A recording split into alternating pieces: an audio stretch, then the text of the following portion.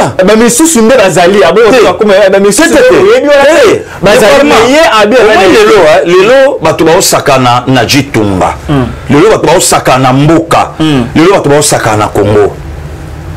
De quoi même bato belé ba obebisa ba via ba famille na bango kaka na ba bêtises lelo ba osalaka na ba Congo. Pourquoi pas lelo ba koko tsa loi enseignant moko boye ba enseignant balakisi. Pourquoi pas lelo ba koko tsa loi moko boye ya mboka oyo senti que peuple a se retrouver. T'as un député perdu. Basa la loi moko boye va légaliser polygamie. T'as la moto dans Nzambe Tumbayo. $1000 fois 500, c'est 25 millions de dollars. Voilà. Donc 25 millions de dollars, bima. Soit Jeep, Jeep à 100 000, plus ou moins. 100 000 balles, il y a Jeep. 75 millions de dollars pour bima. C'est quoi, guerre est en Est. Guerre est en Est. Mboke Zamabe. Batuba Ola Lansala. Batuba Okufa. Député peuple a pu ça y voir à Kenda Lelo à Komana Jeep baya ko zonga sko na base bala tsandenge base ya vota inenge base à vivre aujourd'hui maman Mutombo Rose à la partie politique mokonza mboka justice pour la première fois na histoire ya mboka ba pesa mo mwana mwasi et puis maman wana nani Mosali na Nzambe maman wana nani mama Libota maman wana nani une congolaise maman wana nani atangi betelo.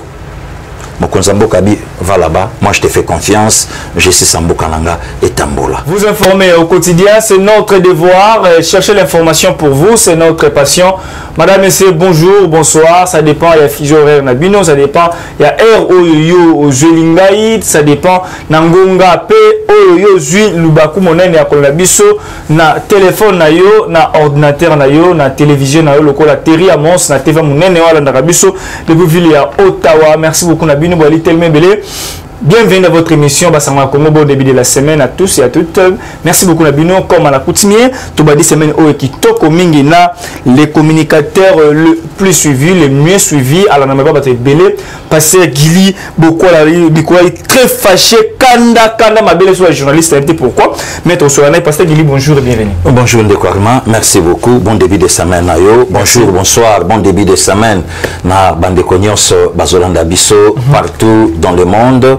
Nzambe Asaela Bango Bolamo heureux anniversaire Leslie Lema Kolo Abatela Apesali Susu Mikolo Ebele na Senamoi donc voilà Ndekwarma. Matoni mi Pasteur Gili Mikolo kana ba journaliste c'est le non na cause na kana ba journaliste. Pasteur Gili kana ba journaliste méchant Ndekwarma bino boza lokola mwana matumbo lisoka tumboli batu balimba beta yake benga bande konaye donc eza mondo na lingaka mingi biso na bino to sala musala 50-50 donc sanga yo pour vivre te sans yo ngape na on vivre te mais le comble ezaka que parmi bino eza na bandeko yo balati corporation mais bazo sala musala te ndenge éthique pesi nde yango wana o moni tamsuma ko benda na me koloba ke guerre na ba journaliste bandali loti lobito ko sala ngote puisque na telemi na moko ya balobeli ya mboka nanga oyo pe otala maka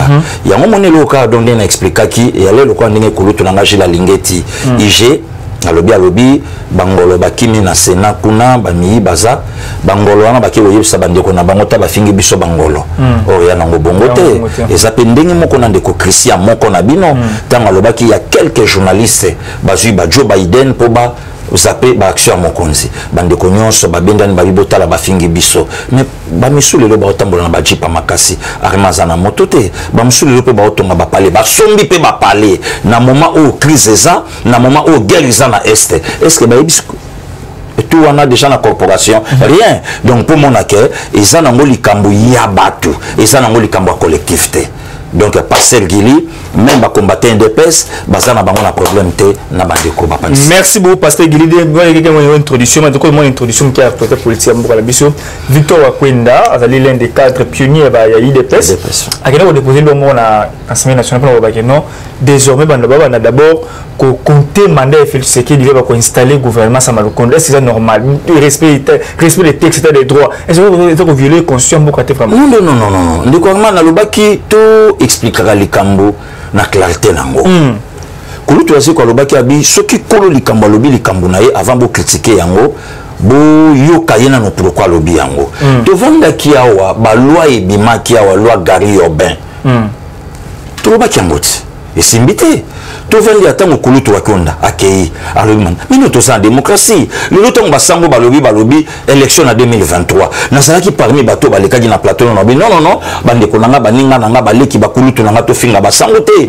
eza nango démocratie soki bango balobi eza yango kulutu ntango akei kotika memo na ye eza yango mpe problème ako déranger te eza problème ya IDPS te pasteur Ngili ntango alobi les élections na 2023 oui mais priorité les social d'abord eza ngai donc toza na kati ya démocratie eza yango comment on peut s'en prendre na moto il y a un de la forêt lobaki ou ya komeka ko beta pe total bango donc biso bien parti ya ye est-ce que ça problème li kamni ya kofinga a proposer le mot que non mais tu as critiqué ma case bi wa ça comment niveau na te non et ça problème que na installer gouvernement na lobby et ça nango problème on t'a critiqué te yo peut proposer ya yo lobby ya yo zani Martin Fayulu a lobaki une fois élu chef de l'État dans 2 ans na organiser l'élection.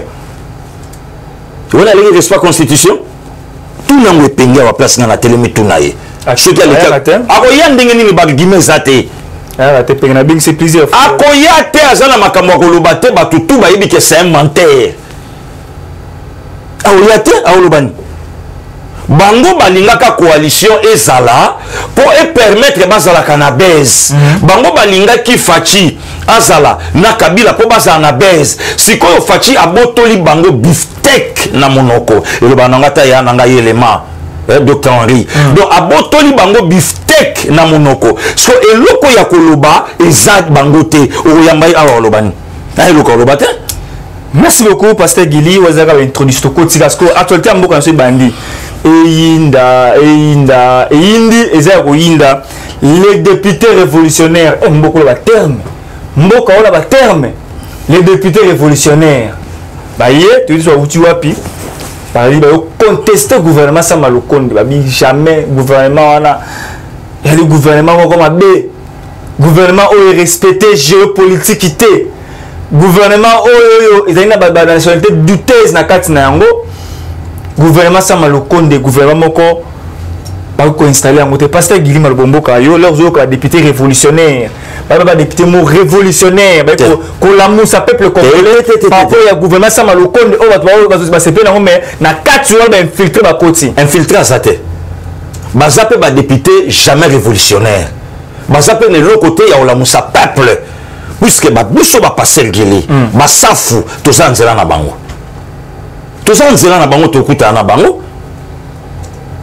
de quoi basali 2 ans na parlement ba révolutionner peuple té basali 2 ans na parlement ba ne loko moko ba lobby té loi mon côté basali pour na peuple kuna basali yango té bazala clair ya kolobake tolingaki X azala X azate tolingaki Y kabima Y kabimité balobate que ça gouvernement est respecté géopolitique té. Est-ce que la loi n'est pas la carte constitution pour le gouvernement et respecter géopolitique? Article, tout le belango. Non, article sikoyo. Je crois qu'il y a un article je crois. Oui, je crois. Non, Lukango. Non, Luka. Non, Luka. Donc, ça, yango tende batu bagembeleli na kati. Vrai problème, ça, moussousou. C'est quoi le vrai problème? Le Tous le seul pays au monde, tous a 500 tribus. S'il faut respecter ethnie, s'il faut respecter la géopolitique, il faut tout ça le gouvernement il y a 500 personnes. Na limina sou ki sabango pour mon accueil. Ndandi bazala ba. Clairement, yo ko lobana yo te ba kolobake oye yanga. S'il faut tout respecter géopolitique, il faut tout ça le gouvernement, il y a 500 personnes. Et ça la manambokani. S'il faut tout respecter parlement wana, il faut tout bimisa gouvernement, il y a 500 députés. Puisque non, il y a 500 quoi ministre. Pourquoi? Puisque ça n'a parlement 500 députés. S'il faut tout respecter, il faut tout respecter coalition, seul pays au monde, et ça la coalition gouvernementale, il y a plus de 50 partis. y a plus de 50 partis. Le vrai problème, et ça, on a bombaté, vieux mon lire à l'Obakango. Alors, le gouvernement, ça m'a le compte de Kobima, union sacrée Kopanzana.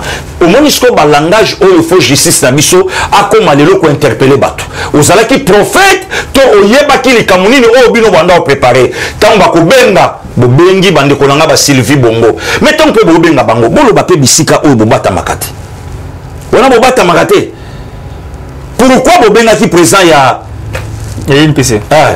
Il y a une PCT. Pourquoi bobenga dit que le président bakanina élément? Voilà bobengité. Si qu'on soki ne l'on va interpeller papa Molière. On l'a qui loko en fonction ya nini? État de droit ngo yangoyo. État de droit ngo yangoyo. Est-ce que liberté d'expression ngo yangoyo? Nazo yebate de Kwarma. À moins qu'il y ait fragilité à l'union sacrée, moi je dis que non seulement le gouvernement bimi et que vous allez parce que l'union sacrée est constitutionnelle, regrouper simbi pour ça l'union sacrée, donc ce que le gouvernement bimi. De Kwarma, ba simbi nani et ça problème ya boalu boaji tunga ya nanga papa chéri de la patrie ya motopamba mutalo barango. Boalu boaji tunga. Donc eze loko yamboka. Ba député bazala clair loko la biso to bimite bo pesa biso moyena vrai problème yango wana ma ben nanga vérité na monoko nanga moyena combien 50 000 balles na jeep nazo yebisa yo parce que il $50 000 fois 500 nazo yebisa yo nazo yebisa yo parce que ça calcule ngai ngana na problème de Kwarma ngana parce que kilo lobi na makasi de Kwarma nga na lobi na yo $50 000 ngana yebisio na za na plateau na yo ba yo qui sonne au non balo ba ke loko la biso to bimite bo garantir biso bo pia biso 50 000 balles à chacun moyena jeep donc $50 000 fois 500 c'est 25 millions de dollars voilà donc 25 millions de dollars bima so jeep jeep ba jeep à 100 000 plus ou moins 100 000 balles il y a jeep 75 millions de dollars faut bima siko guerre est en est guerre est en est mboka eza mabe bato baolala nzala bato baokufa député peuple apesa ye voix akenda lelo akoma na jip baya kozonga sikoyo na base balakisa ndenge base oyo avota ndenge base aovivre ndeko Armand avai na plateau na yo zwa tant tunela ngai papa Mbosso okopelaka na ye bien tunela ngai papa Mbosso emolima eyalaka combien sans suite ti lelo na tout le pays to yebi salaire à député te kana Congo mais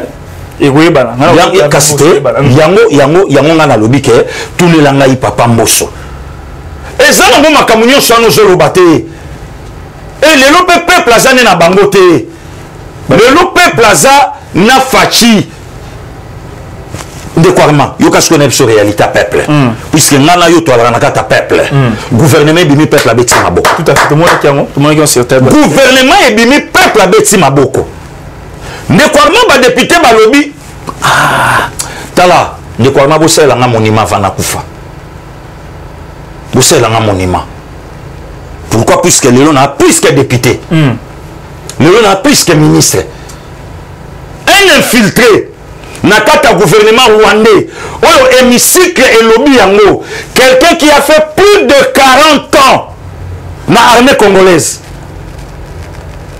ministre de la défense un retraité plus de 40 ans na armée allez quelques députés basangani ba lobby rwandais on touche bimo MP na baseli maman wapi professeur na université mona Kivu dans le domaine il y a médecine, c'est un professeur.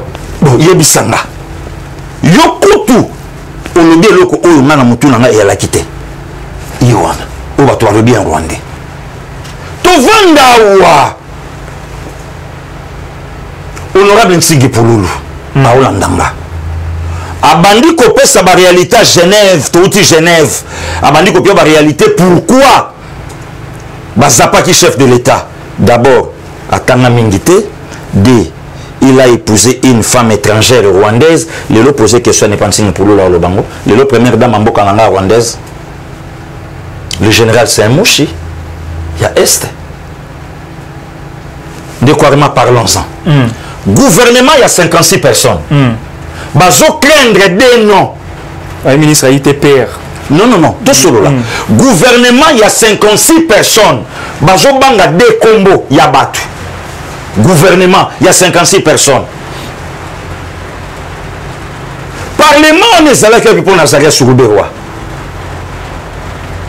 même parlement wana ezalaki wapi pona Azaria sur le roi parlement wana ezalaka wapi pona inspecteur il y a la police à l'époque général Bisengimana oh c'est que tout le bas parce que nalobi to solo là nalobi to solo là to solo ndeko alma kasi ekomi likambo bakombo te nesko nazotuna bango au parlement wana pardon ezalaka wapi ce sont des distractions inutiles ndeko alma tozo promettre bango baza parlement si il y a un parlement debout et le peuple congolais baozalawana bakende ko applaudir l'investiture du gouvernement tozala voici on va investir gouvernement oui le gouvernement sera bel et bien investi pourquoi puisque peuple a chez le gouvernement na motema le jour passe trop vite peuple en a besoin maï peuple en a besoin courant peuple a besoin de biloko belé na nzela ya gouvernement parce que Moutazo a plus de 6000 balles comme émolument alobi na ko bloquer yango Moutazo a plus de 6000 balles au monde a beauté Daniel Mbawa koma nango au somona ye voilà parce que yebisanga taninga koma au monde ke Moutazo simba chicon Moutazo simba la honorable Christelle Vwanga voilà somona lelo sikoyo zonga na base ya honorable Mbau tala bato bavuta ye bandeni te natake te napesi kaka exemple natake te napesi kaka exemple tala ben honorable nani Paul Chilumbu kasi yango nalobi te nalobi na yo le prof a changé na ye te Jean Mbau namona ye na palais du peuple ye patalanga likolo escalier soki moi ya kolemba moi dimi lèvres rouges on dirait mutauti nord au sentiment que nos vies vandia wala vie mushikiti mushishino lèvres ouais na mboka les lèvres ça wana vie na ngai shiki je comprends donc je mona sko babiloko wana au moment que le peuple azozanga transport en commun pas si pour peuple azozanga busco makelelo batomboli ke to ko investir te il fallait makelelo na batombola ngo pona social ya peuple peuple a libanda zo souffrir gouvernement bosanoki ba sanction faut ezala biso to koleka komba contrôle kotala to moni bo faut ba sanction ezala sévère et dire gouvernement to pe bino 90 jours to mona vie ya peuple ekita esha eloko yango na peuple a nango besoin faut féliciter moi même langage na honorable Delis Sanga nalobi na yo honorable Delis c'est un grand frère je l'aime beaucoup malheureusement que non to kutanate nga passé gili na koma na moi défaut soko tangi koma mutu babi kolia honorable Olandanga aibi ke nana monanga na misubo ete mais na lila kaye mutu ayaya wana aboya binga na gouvernement té j'ai été élu pour défendre la population congolaise pour contrôler le gouvernement pour contrôler l'entreprise publique pour interpeller valeur yango wana ndo yokaki eloko mokonza mboka pesi bango rôle ya un député azali bango lobina rôle ya un député ndo yokango pas honorable Delis Sanga yango wana rôle ebele bakomana na hémicycle bayebi te bakomonsa bamakelemba kuna na parlement likelemba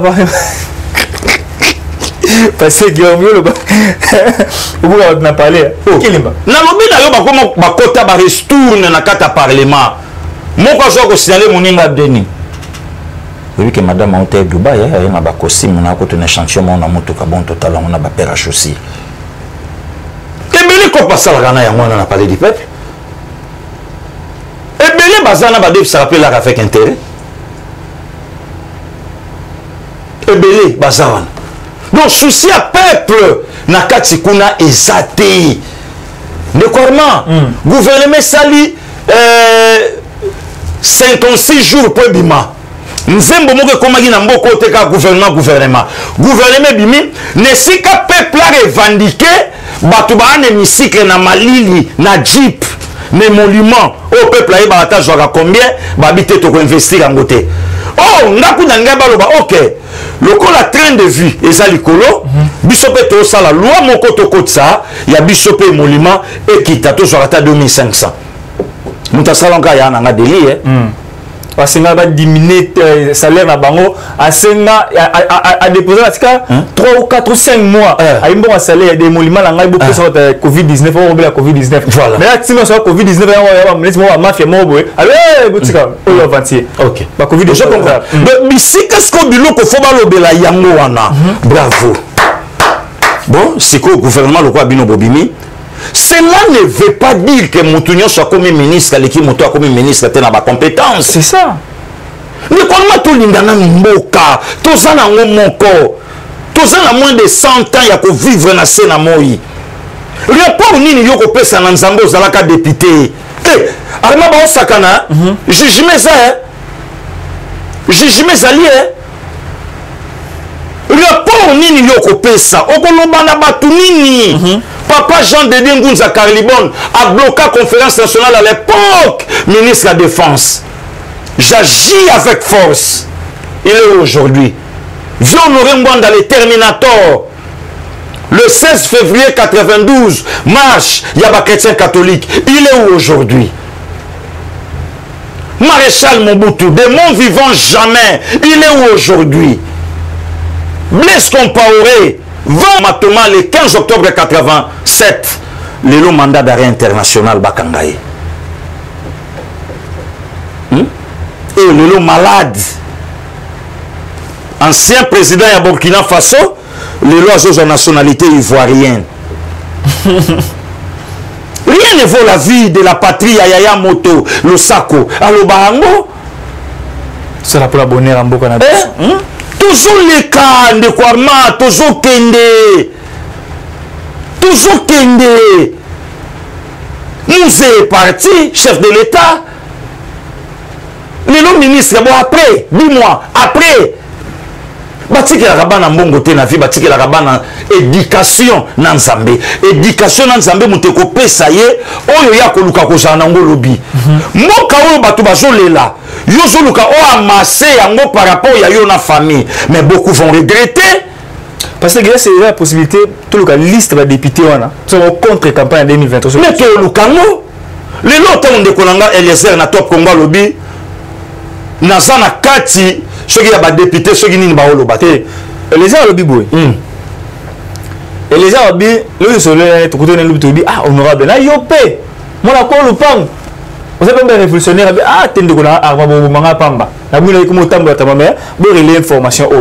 Ah, bien, ni parmi les pétitionnaires, ça veut dire en sorte que non, Mabunda Kouya. Bah, on va signer une pétition que non, il est comme Bakouya. Mais là, parmi les révolutionnaires, là, top comme moi, benginga na téléphone, à se rassurer, est-ce qu'ils ont vrai, il y a des députés révolutionnaires dans l'Assemblée nationale où il va contester le gouvernement Samba. Il y a des Bazali. Mais on va dire non, on a des révolutionnaires d'habiter. Habillé à Zakounate. Donc, mais sous une Bazali, lelo bato baosakana na Jitumba, lelo bato baosakana Mboka, lelo bato baosakana Congo.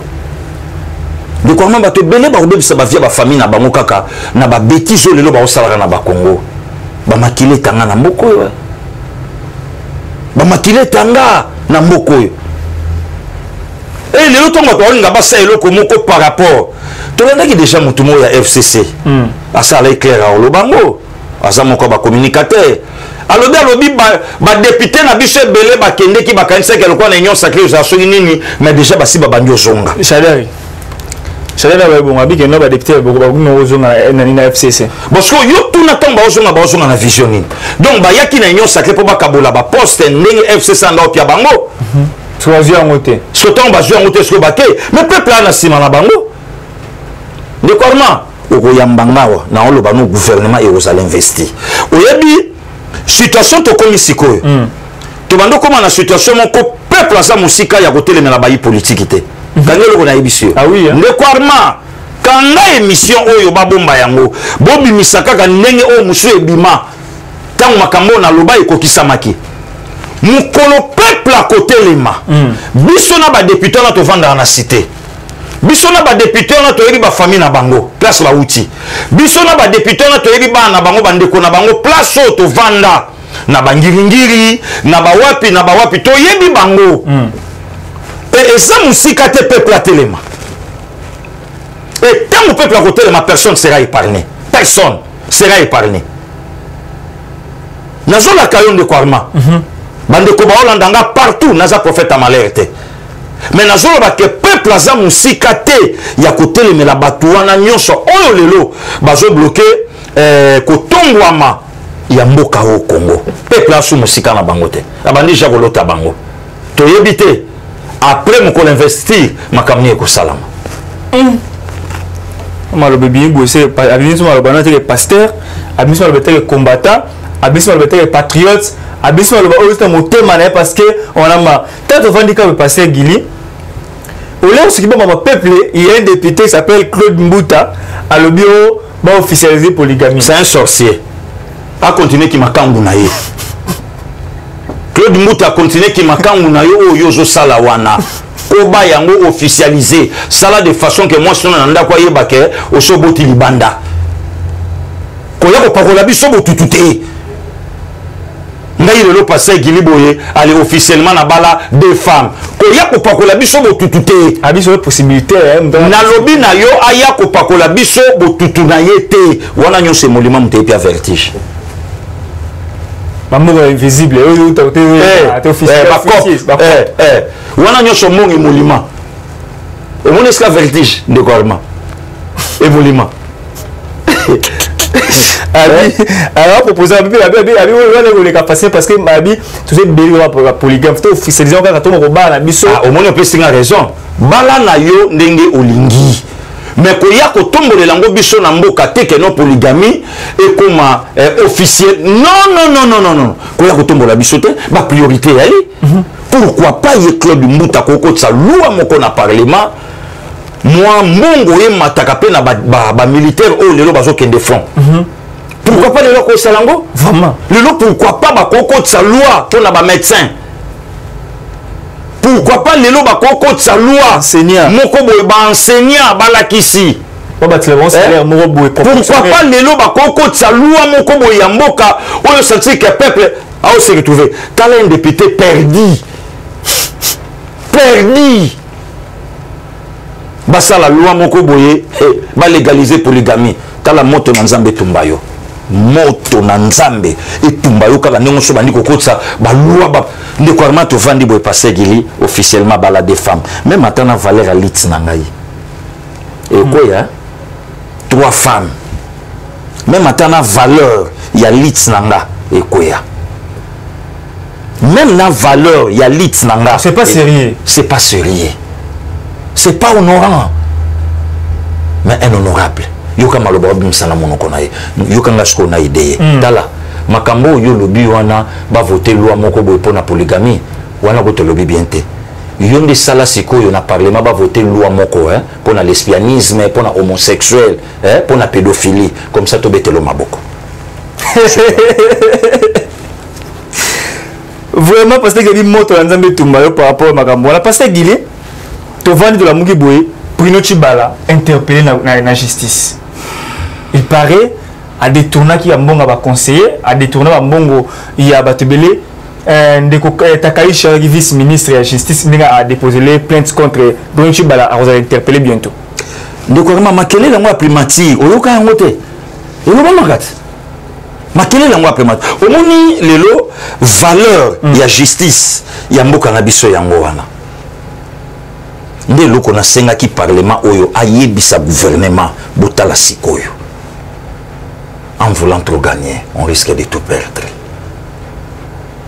mokonza mboka loba iloko moko boye kota na générique ayeba TV à lobby on a besoin d'état de droit ce n'est pas à M. Félix Antoine Tshisekedi Tshilombo à se faire justice mais la justice yango moko et ça musa nango soki mboka ekotisi babiloko ya ndenge wana ndenge bandi kokota nazopambola nzambe ministre ya justice mama.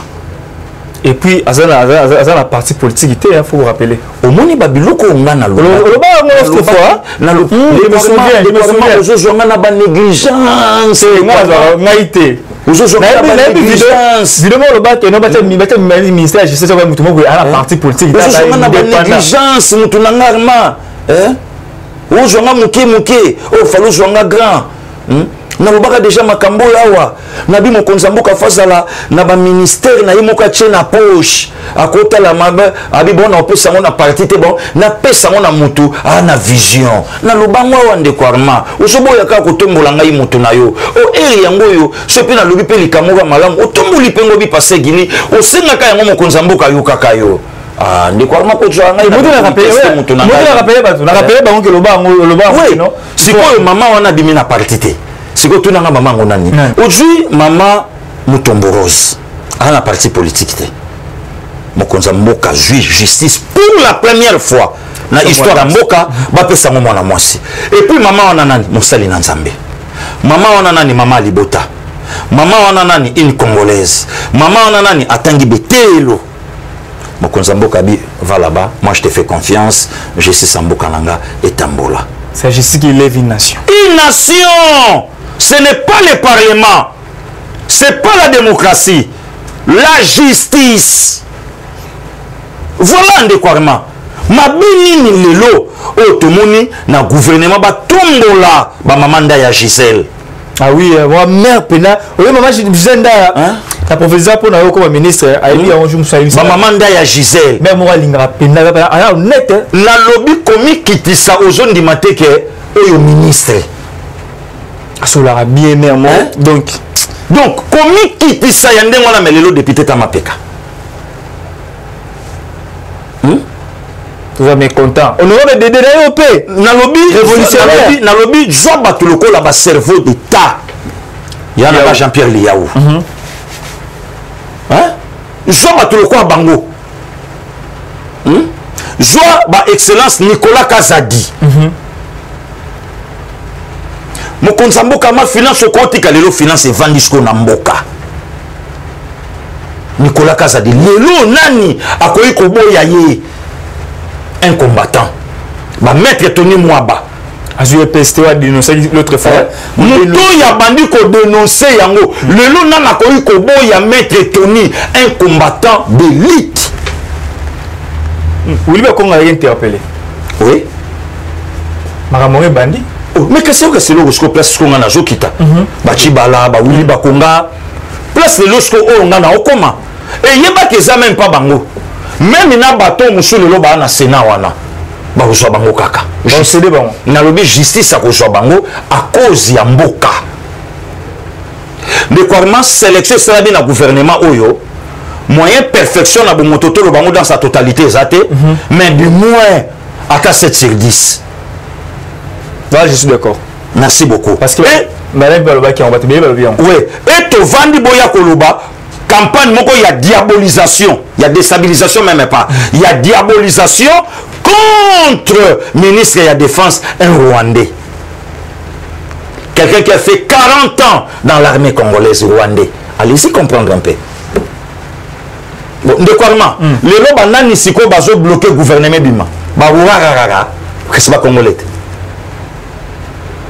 Tout le liste va comme autant va comme la bino va député révolutionnaire, on va mécontent le gouvernement au niveau vous allez député. On va sous ministre. Mais mutazana mandat ya peuple. Azo linga tikela ngo mwasi na ile kina yende konaye pour que na signature. Peuple faudra ndeko na mutazana mandat ya peuple. Azo linga tikango pour que donc campagne moko salami kaka ndenge basalela ki Sama Lukonde le premier ministre. Quand il va la campagne, quand il va la maman Denise Nyakero Tshisekedi campagne, quand il va la Fachi campagne, à Joate, Chadar écoute les caca, il est posé sous maman F question. Et tiens, si, mais mère déjà bon, ça va. La politique est dynamique. Le lot kaka ningo zoka ba campagne salama, na mboka na biso. Et permettre nini et emballer bateau ndeko arma na loba nosko eloko na bonzambe oyebi merci ndeko Chilombo oyebi Dieu travaille avec les préfixes temps eloko na bato ebele bayeba yango te au moins lelo ata so Kabila sali meeting na stade bato bakoyoka esute ndenge asalaka chef de l'état bato bakoyoka esute donc mandat ya Félix même mabela Congo et que c'est lui le président de la République nabetelo lisolo président uta RCA il faut ce qu'on a traversé à Komazongo et à Komana nanani na basidu bagi kuna kota kulutu nanga Jean-Pierre Bemba et liko ezwa ki retard mokonza mboka akatisa na ebale o ezana bangubu na bangando akatisa mona pirogue. Tu sais pourquoi? Même Maï et que c'est lui le chef de l'État. Même Negetozawa, Kenkena Oyo, même Mabela Congo et Obatelaye. Donc Azana pouvoir wana, Nzamba Jubolingo wana, Yakolinga Mokonzamboka, à côté de ça on a mis ma congolais. Soki batu batie tembele on a tout na Martin Fayoula Kende Susu Njili. Bon betaye. Akende Sunjili na Sainte-Thérèse atondi sabatu biftek ezate Marc 2 ezate eloko oloba na monoko ezate eloko oloba mais dimanche photo za atchangwa na terrain municipal masina wana plein craqué de vous qui toko CG décidé atondi sot na stade municipal wana na lobby ndeko arma likamba plein lelo na Congo kobeta no likamba plein te likamba plein lelo koloba noté yebisa devosi yakana velodrome na Kitambo aoyate oui je vois arma na bo kota makamususu na boyi nanga kota makamusu ndeko nanga otikali na 8 jours kaka ya pamba ndengo za wana na kotama na yo na boyi nanga kota makamususu arma yebisa devosi kitoko yakana terrain RTNC na Lengwala. Ça la plein, c'est ça la plein. Le capitaine de l'équipe, Augustin Kabouya Chilumba. Yebisa Martin Fayoulou, Yaka na terrain d'Elvo. Et c'est comme tu n'as dit merci Mbokani Abima Yaka kuna. Yaka na terrain Bondo na Ngiringiri. Ah yaka kiga cham. C'est quoi yebisa ngai? So kuna chingo stratégie na sala kuna cham. Non, ba bloquant bandiko na biso ya côté kuna mental. Mais ce que c'est qui est vrai, le CG Kabou ya côté changwa panzi ba plein wana tout. Ah oui, tout le monde qui ont. Wana côté ça ya osambate. A panzi yango sentir ya du progrès. Ma balanga du progrès. Sentir du progrès ba côté changu na lobi na yo mureko ça. Arma du progrès ba zinga changu libanga. Ate baninga wana nkolo kobaka kopambola bango batela bango totombwa melongo na bango bazwa bibonga malamu na mboko yo po balaksi bolingo yo yebisa sko Martin Fayoulou pourquoi bandaka marche na yo na Pascal yaka pe na gare centrale bana gare centrale pour to beta boulevard to le 24 là décidé et en fait nouvelle élève ma muzito na la muka mobimba corde bala la muka ba soki fibo soki original bon allez bon on a la position la montée pour Moïse Katumba reclamer que non Adam la muka la président coordinateur kuna nani muzito ba reclamer que non a coordinateur donc économie peut aller dehors on a fibo bon tu dois sur dehors to fibo mais la muka ya côté de ko muzito après le 24 oh maman na marche ko bana na Pascal quand Pascal titre triomphal na pour soutenir population à est au marché Mozito azala premier ministre ba photo na ebimana Paul Kagame o lelo komi o lelo baniba komi sa démon ya Congo ba photo na ebimat tanga azala premier ministre gera est ya late ni comment ba ça ba blague bazoni na bazwa peuple na captivité moko boye ya maluba journaliste obina na ye wana wana gera est e katani nanu adibo tikanga na bina choqué. Kasi on a l'obité, bon ce que ça là qui fait, pourquoi pas les lobos critiquatés, les messages critiquatés, pourquoi les lobos de komusu sur ba critica, geste oh mon konzambo kapesa moi sina mo kolambo tama, fololo ya pamba, afetate abinate to mona masangate, ponani, tout cela de quoi ma, donc les lots de komusu to oloba, bon, na betali les sola ba date. Le lopé n'a confirmé le plan et pas nayo. Le 24 avril, et ça date une tako sakana moté pour n'amboka na biso. pour celle motoyaka la masolo ba date awa eza passé Guilé na loba likambo le 6 avril bato basoka ngona faire Jacques tant mo konzamboka loba ki abina aussi gérer pour la date à 6 avril na fongola ka le 6 avril le 6 avril centenaire l'église kimbangiste premier miracle il y a papa Simon Kimbangu le 6 avril.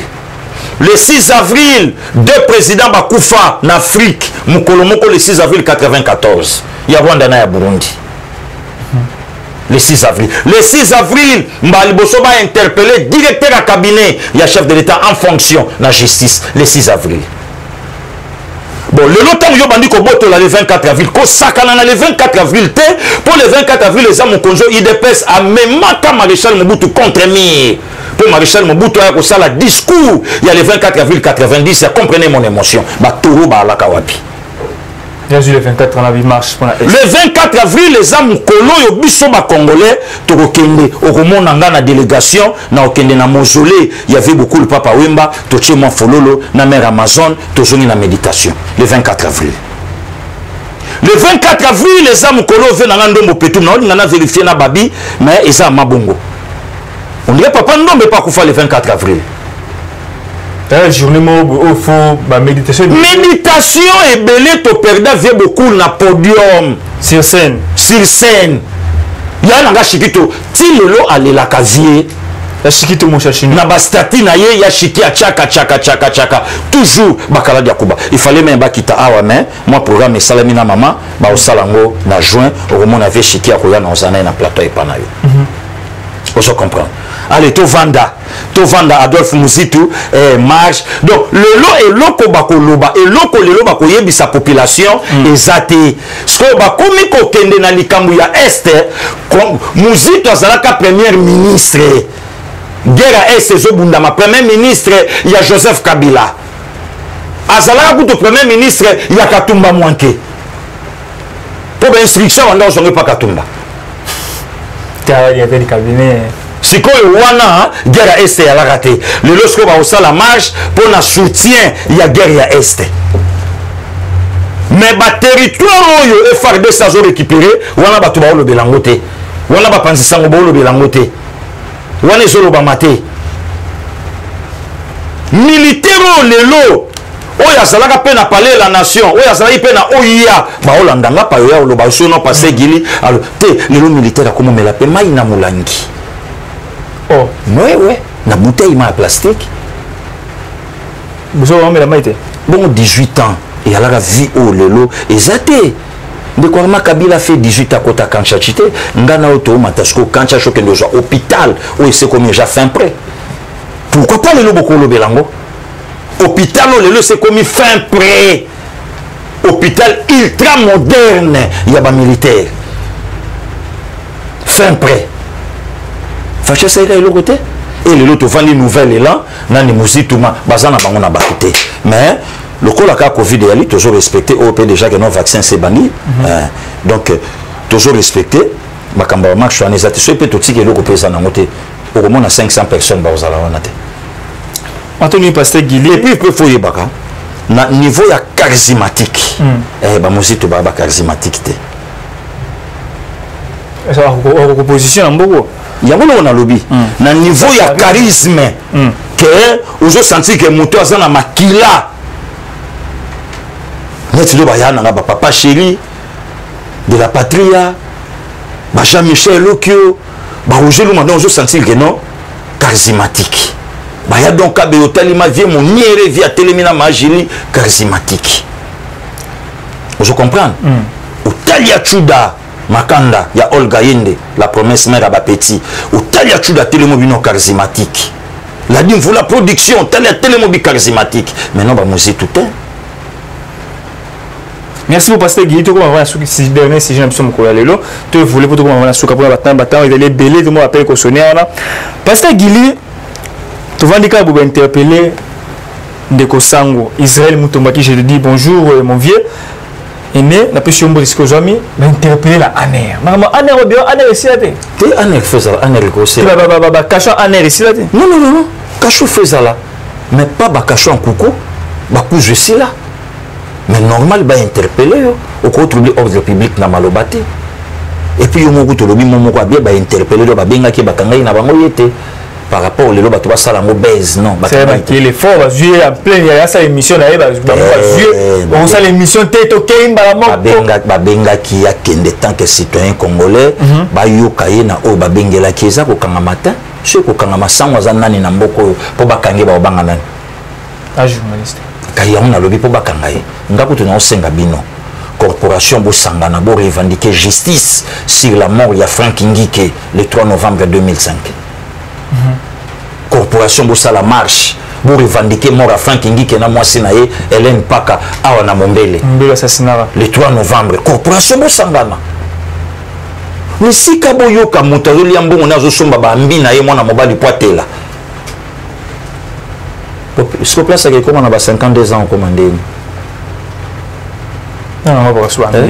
Ici comme tu as dit Bongo a t'inclure toi par exemple la deuxième femme na yenga ko awa na kauka na les palmiers mazana no même pas na 40 ans nde bato moni ba ko soutenir ba Claude Mbuta. Pasteur Guili Bokola, merci beaucoup na yo Osé Menga depuis Grèce na pesi moté mon ami ancien collègue na on a complexe scolaire Ndeko à l'époque les social biochimie tout ça la mécanique Osé Menga les na Grèce na pesi moté na pesi Guilin Landa depuis États-Unis moté na yo Terry Amos merci beaucoup nos partenaires obligés mon vieux Chiquito Mushashino na pesi moté ce que Zwami Abe Bengao champion. Wana yaya.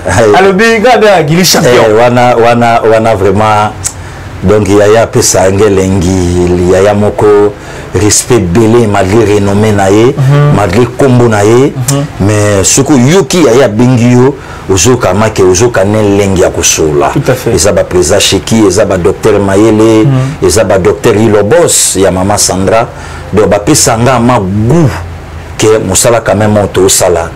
Eza bien, eza ba grande sœur nanga zanga mbongo za na bato ya Martine Kabe ya Baya José. Donc ozomona make donc c'est bon. Donc Yashiki na lingaka ye. Yemo make non champion linganga. Merci parce que il au cas où beaucoup installé gouvernement ni au comment. Nana positif le gouvernement sera investi. Naka positif na ceux qui ont. Au cas où on a comité. Non, on a commis au cas où. On va dire qu'il va installer le gouvernement. Samedi déjà. Nazassi, le gouvernement sera investi. Si vous prenez un vaccin, Pasteur Guili, pour un vaccin, vaccin est juste problème, vaccin, va payer millions de vaccins, on a AstraZeneca, mais on a contre bandé en guise de quoi? Nazo, le canal Andelango, Naza vraiment corps médical, mais Naza entouré na minga na auto ebisoya, na docteur Mayela Eliawa, Naza entouré na bango, na kobenga ba docteur Eric Madiata à Paris, ya Maman Jolie, na komekana sola na bango, na yeba mais, et le comment on a linga mokonzambo kananga, azalaka na avance politique et biso. Et le comme suba tu vas boya loba le masola gouvernement tabeta en soutien acheba tout d'accord donc nanu mana kotima na moni ba vidéo mo de Saramboui depuis Montréal atindela kinga mais nazo linga na vérifier ngo bien ce qui na landeli yango comme ça bongo na obeta no lisolo ngo bien na plateau pour nous beaucoup plus précis. Voilà, vaccin et banalelo na Congo na biso ba na vacciner ba tout menga ipena si je suis na ezaki ba na ko vacciner ba député révolutionnaire. Papa si je suis na appelé ngwana ba député révolutionnaire ni so bingi ma vacciner bien na ni Covid 19 pour saper musala malami. Mais ça ngo obligatoire té la liga ceux qui ont pour savoir vacciner OK mais ngai particulièrement reçoité. Ngai ngai na kozwati sopo mo na tonto arma olandi mais ngai na kozala na vaccin na ti pona mo na ngona nu tantôt plutôt ba thrombose ba ni ma bébé belé ngai na kozwati et en obligatoire te za volontaire so no ki kozoki kozo mais so ni ko kozwati ko ngai na kozwa ngote na mi kozwa ngote le pasteur qui tourne na suka mara bombo ko to clôturer émission ko lelo.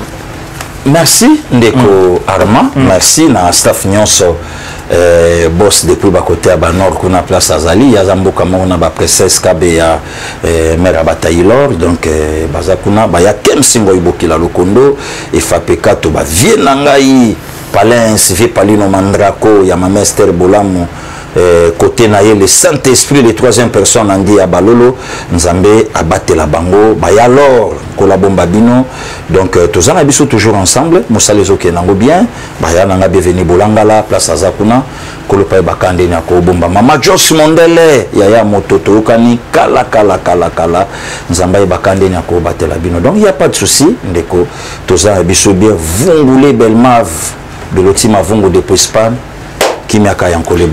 Merci beaucoup na bino bande baladi boko la absolu bande ya mboka merci beaucoup na bino pour l'appel na bino ba si gestion na bino et ça la biso qui to connaît lengi tango benga rabiso tango komela rabiso et ça la rabiso qui to komingi merci beaucoup na bino abonnez-vous massivement partagez ces liens na watnyo boko na biso merci beaucoup na mon encadreur spirituel donc vous allez pas encadrer sur la GSB Alain Tuekweso papa Alain monsieur Mbote siko zomi na minute ko na biso la petit Mbote na église les Jourdains Massina pour aller belé à la de partout dans le monde entier merci la bidon tout comme moi comme on a dit qu'il y a tikala remercier équipe technique ou ça qui en sorte que tous à l'élo il vous est américain la bino Arnaud Chilombo l'élo la cima caméra azala qui on offre au four moulin de toujours en cinéma machine kuna je suis une assistance merci beaucoup na bino tout comme moi la mikolo Mazali Koya Terry Amos na pesio mote Gilelanda na pesio mote tout comme moi la mikolo Mazali Koya ce qui sont en zone par rapport à l'actualité mboka na biso ngana sisi awa na keisi koyo kota makambo mboka nene koleka et pas des députés révolutionnaires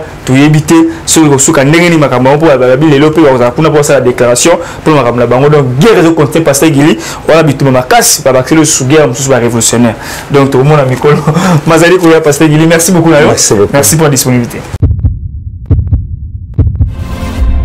Eshima, votre magazine qui bat au rythme de l'actualité. Une réponse à vos besoins en information, un éclairage dans divers domaines. Impartial, documenté, instructif. Eshima au cœur de l'info.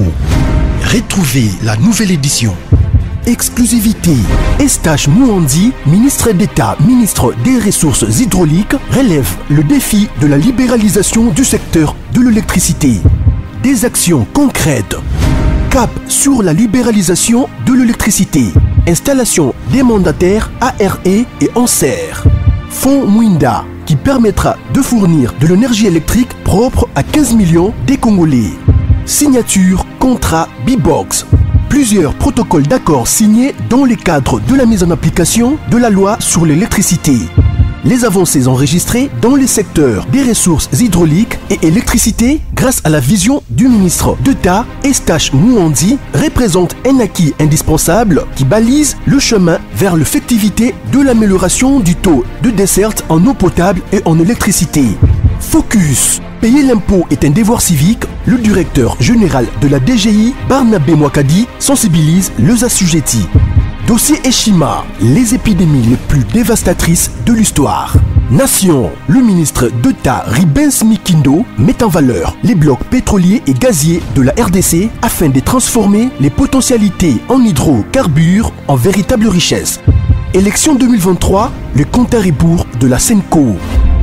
À lire également les portraits de Kelly Kunte, journaliste chevronné. Économie, budget 2021, moins ambitieux, plus réaliste. Culture, les tabous de l'inceste. Retrouvez l'intégralité du magazine Eshima dans les kiosques. Eshima Magazine, un nouveau standard d'information.